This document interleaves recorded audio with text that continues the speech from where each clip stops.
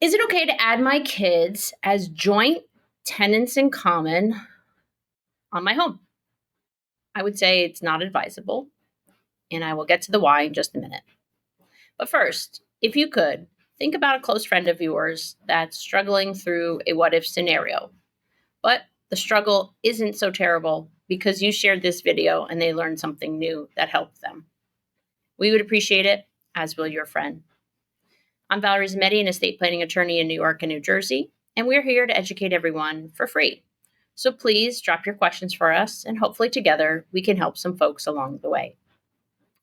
Now, kids owning any portion of your home, off the bat, your home then becomes accessible to your children's creditors, including potential divorcing spouses.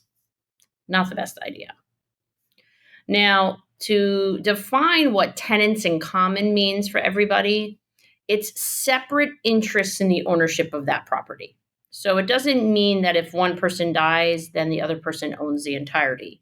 Tenants in common could mean someone owns it 50% here and 50% here, okay? Or 20/20, 20/20, right?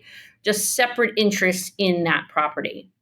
Now, giving any portion of your home to your kids does a few things in addition to opening it up to their creditors.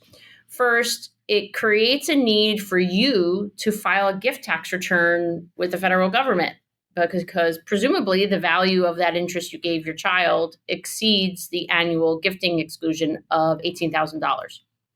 So that's the first thing. Then if something happens to any of the owners, yourself, your child, etc., then probate will have to occur for that particular piece of the ownership.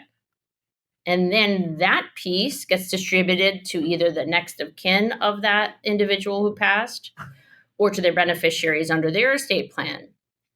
Now, as you can imagine, if, say your child has 3 children, right? And now you have 3 children and you have your 2 other kids and you and your spouse and you're all owners of this property. And this is a very important note. The more owners there are on a piece of real property, the much more complicated it becomes, right? Who's managing it? Who's paying expenses? How's there going to be transition to who actually wants to use the property? The usage of the property. It gets much more convoluted and is not the simplest means of transitioning assets to the next generation. Now, outside of all of that, this is not to mention that the kids also were going to lose the stepped up cost basis for capital gains purposes, which means that they could incur a tax that they otherwise would have been able to avoid if you just had them inherit through you in proper fashion.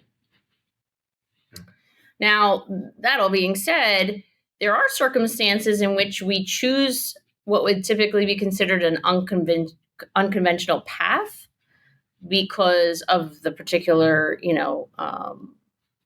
goals and needs of the family at that time. And it could be the right course of action depending on the circumstances. This scenario, I would say not so much, but you never know. So that's why it's really important that you speak with an attorney near you. We hope you've learned something new here today and choose to share. And as always, please take care.